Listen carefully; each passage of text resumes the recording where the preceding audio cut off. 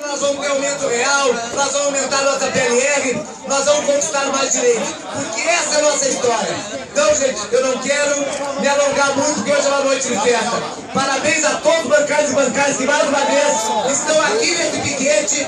Vamos continuar festejando, mas vamos fazer uma grande campanha salarial para nós sermos vitoriosos no final disso tudo. Boa festa para todo mundo, está inaugurando o piquete bancários. Viva a categoria bancária!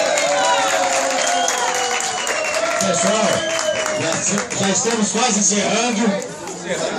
E a comida? Encerrando as falações. Paulo Franco vai dar uma falada. Vamos cantar o Parabéns Crioulo. Colocar nosso bolo mais pra frente do corpo. O Arnaldo dá uma mãozinha do Parabéns Crioulo. E na sequência vamos começar a servir um churrasco, os carreteiros e muita festa. Tá liberado! Parabéns! Não, na verdade é o seguinte, muito rápido, para não tomar o tempo de vocês.